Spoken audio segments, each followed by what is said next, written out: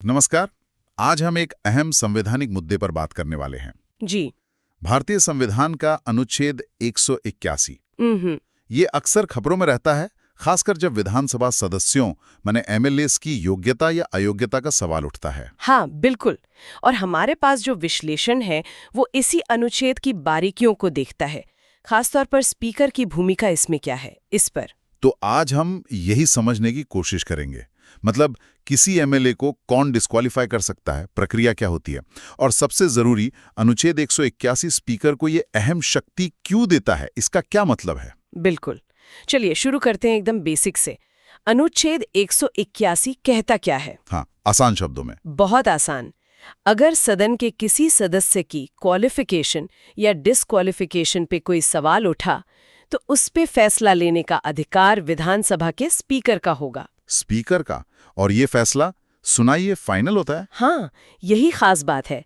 संविधान साफ कहता है सदस्यों की अयोग्यता का निर्णय अध्यक्ष यानी स्पीकर करेगा, उसका निर्णय अंतिम होगा। अंतिम होगा मतलब फाइनल अथॉरिटी स्पीकर के पास है इस मामले में। एक तरह से हाँ, सदन के अंदर इन मामलों में स्पीकर को एक जज जैसी शक्ति दी गई है। ये तो काफी बड़ी जिम्मेदारी हुई। तो ये एक तरह का इंटरनल मैकेनिज्म हुआ सदन के अंदर जवाबदेही तय करने का। निश्चित रूप से एक सेल्फ रेगुलेशन का तरीका है। विधायिका अपने सदस्यों के मानक खुद बनाए रखें, ये सोच है इसके पीछे। अच्छा, तो ये सवाल कब उठता है, मतलब किन हालात में किसी एमएलए की योग्यता पर प्रश्न खड़ा हो सकता है? देखिए, कई ग्राउंड्स हैं। एक तो जैसे अनुच्छेद 173 में जो क्वालिफिकेशंस बताई गई हैं वो अगर पूरी ना हो, जो चुनाव लड़ने के लिए जरूरी है। हाँ वही। दूसरा, अगर कोई सदस्य बिना बताए, बिना इजाजत के लगातार 60 दिन सदन की बैठकों से गायब रहे। अच्छा। फिर एक है दोहरी सदस्यता, मतलब कोई एक ही समय पर संसद और राज्य विधानमंडल दोनों का सदस्य नहीं रह सकता। ठीक है, और इनके अलावा कुछ और भी वजहें हो सकती हैं। सजा हो जाए, या फिर जो चुनावी खर्चे का हिसाब देना होता है वो अगर तय समय में ना दिया जाए इलेक्शन कमीशन के नियमों के मुताबिक। इन सब मामलों में स्पीकर के पास ये मामला जा सकता है। समझ गया। तो जब ऐसा कोई मामला स्पीकर के पास आता है तो वो करते क्या है, प्रक्रिया क्या है? एक तय प्रक्रिया है। आमतौर पर कोई दूसरा सदस्य या कोई संबंधित व्यक्ति एक पिटिशन फाइल करता है स्पीकर के पास। हाँ, स्पीकर के पास।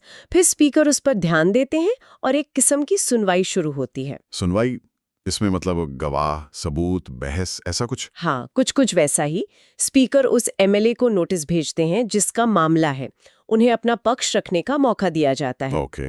पिटिशनर भी अपना पक्ष रखता है। फिर जो भी सबूत, जो भी दलीलें सामने आई, स्पीकर उनकी जांच करते हैं और फिर अपना फाइनल फैसला सुनाते हैं। और वो फैसला, जैसा हमने कहा, अंतिम है। पर क्या ये बिल्कुल एब्सोल्यूट है? मतलब कहीं कोई अपील नहीं, कुछ नहीं? देखिए, यहाँ एक पेच है। संविधान तो कहता है अंतिम है, लेकिन अदालतों ने, मतलब सुप्रीम कोर्ट ने कहा है कि अगर प्रक्रिया में गड़बड़ी हो, प्रक्रिया में मतलब अगर नेचुरल जस्टिस के सिद्धांतों का पालन ना हुआ हो जी, या स्पीकर ने कोई बहुत बड़ी अनियमितता की हो फैसला लेते वक्त, तो कोर्ट्स उसमें दखल दे सकती हैं। अच्छा, तो कोर्ट ये नहीं देखेगा कि फैसला सही था या गलत, बल्कि ये देखेगा कि फैसला लेने का तरीका सही था या नहीं। बिल्कुल सही। जुडिशियल रिव्यू फैसले के मेरिट पर नहीं होता, बल्कि प्रोसीजरल फेयरनेस पर होता है। सिद्धांत ये है कि फैसला स्पीकर का, पर प्रक्रिया न्याय संगत हो। ये दिलचस्प है। अच्छा, अब थोड़ा पीछे चलते हैं। जब संविधान बन रहा था तब क्या सोचा गया था? ये शक्ति स्पीकर को ही क्यों दी गई? हाँ, ये बहुत जरूरी सवाल है और इसका जवाब हमें संविधान सभा की डिबेट्स में मिलता है। डॉक्टर बाबा साहेब अम्बेडकर ने इसका बड़ा मजबूती से पक्ष लिया था। उनका क्या तर्क था? उनका मुख्य तर्क था कि विधायिका के जो अंदरूनी मामले हैं वो सदन के अंदर ही सुलझने चाहिए, बाहरी दखलंदाजी नहीं होनी चाहिए। बाहरी दखल मतलब कोर्ट्स वगैरह? हाँ, खासकर न्यायपालिका का रोजमर्रा का हस्तक्षेप। उनका मानना था कि अगर सदस्यों की अयोग्यता जैसे मामले कोर्ट में जाने लगे तो इससे विधायिका की आजादी, उसकी स्वायत्तता पर असर पड़ेगा। अच्छा। उनके शब्द भी कोट किए गए हैं स्रोत में, ताकि सदन का आंतरिक मामला आंतरिक रहे, कोई बाहरी हस्तक्षेप नहीं। ये बेसिकली लेजिस्लेचर की डिग्निटी और अपने सदस्यों पर उसके कंट्रोल को बनाए रखने के लिए था। यानी विधायिका की स्वतंत्रता को ज्यादा महत्व दिया गया। हाँ, और ऐसा ही सिस्टम लोकसभा के लिए भी है आर्टिकल 104 में। तो ये सोच कंसिस्टेंट थी। ये तो हुई इतिहास की बात, पर आज के जमाने में आजकल तो ये अनुच्छेद और स्पीकर का रोल अक्सर राजनीतिक विवादों के सेंटर में रहता है। यहाँ मामला थोड़ा पेचीदा हो जाता है ना? बिल्कुल। आज के पॉलिटिकल माहौल में अनुच्छेद 181 और स्पीकर की भूमिका बहुत ज्यादा प्रासंगिक और विवादास्पद हो गई है, खासकर जब दल बदल कानून यानी 10वीं अनुसूची वाले मामले आते हैं, तब भी स्पीकर ही फैसला करता है। हालांकि अनुच्छेद 181 का दायरा उससे अलग है, पर स्पीकर की निष्पक्षता का सवाल यहाँ भी उठता है। क्या हाल के कुछ उदाहरण हैं जहां स्पीकर के ऐसे फैसलों पर खूब बहस हुई हो?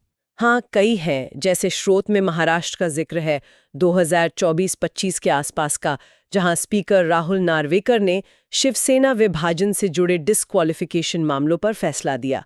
उस पर काफी सवाल उठे।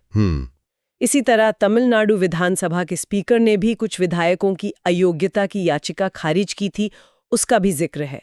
ये दिखाता है कि ये फैसले कितने सेंसिटिव होते हैं। और कोर्ट्स का क्या रोल रहा इन सब में? क्या उन्हें दखल देना पड़ा? देना पड़ा है। कर्नाटका का 2019 वाला केस याद होगा, जब स्पीकर ने कुछ एमएलएज के इस्तीफे मंजूर नहीं किए और उन्हें अयोग्य ठहरा दिया। हाँ, वो मामला सुप्रीम कोर्ट गया था। बिल्कुल। और सुप्रीम कोर्ट ने बार-बार कहा है, जैसे 2023 के फैसले में भी, कि स्पीकर को निष्पक्ष रहना चाहिए, फैसला लेने में बेवजह देरी नहीं करनी चाहिए और नेचुरल जस्टिस का पालन करना चाहिए। यहीं पर वो बड़ा सवाल आता है कि क्या ये प्रैक्टिकल है उम्मीद करना?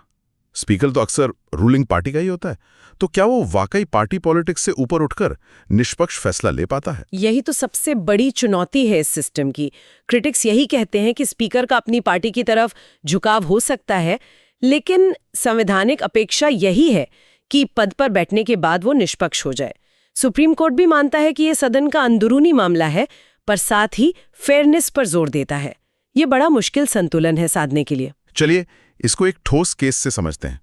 स्रोत में झारखंड के एक एमएलए डिस्क्वालिफिकेशन केस 2024 का जिक्र है। क्या हुआ था उसमें? हाँ, वो एक अच्छा उदाहरण है कि ये प्रक्रिया चलती कैसे है।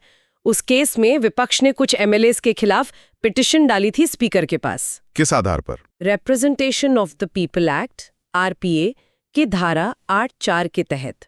ये धारा क्रिमिनल कन्विक्शन के आधार पर डिस्क्वालिफिकेशन से जुड़ी है। अच्छा, तो स्पीकर ने क्या किया? स्पीकर ने वही प्रक्रिया अपनाई, सुनवाई की, दोनों पक्षों को यानी पिटिशनर और जिन एमएलएस के खिलाफ याचिका थी सबको अपना पक्ष रखने का मौका दिया, सबूत वगैरह देखे गए। पूरी जांच पड़ताल के बाद स्पीकर ने अनुच्छेद 181 के तहत अपना फाइनल डिसीजन दिया। और फैसला क्या था? फैसला ये था कि वो सदस्य अयोग्य नहीं है। मतलब वो विधायक बने रहे? हाँ, स्पीकर के फैसले के बाद वो मामला वहीं खत्म हो गया, सदस्य बने रहे, सदन चलता रहा। ये केस दिखाता है कि विवादों के बावजूद संवैधानिक व्यवस्था स्पीकर को फाइनल अथॉरिटी देती है। जब तक प्रक्रिया में कोई भारी कमी न दिखे, फैसला मान्य रहता है। तो अगर हम पूरी बात को समेटें तो सार ये निकलता है कि अनुच्छेद 181 स्पीकर को बहुत ज्यादा शक्ति देता है और उतनी ही बड़ी जिम्मेदारी भी। बिल्कुल, शक्ति है सदस्यों की योग्यता जैसे अहम मुद्दे पर अंतिम फैसला लेने की, और जिम्मेदारी है सदन की डिग्निटी, डिसिप्लिन और इंटेग्रिटी बनाए रखने की। और इसका मकसद, जैसा संविधान बनाने वालों ने सोचा था, वो था? मकसद था विधायिका के घर के मामले घर में ही सुलझें।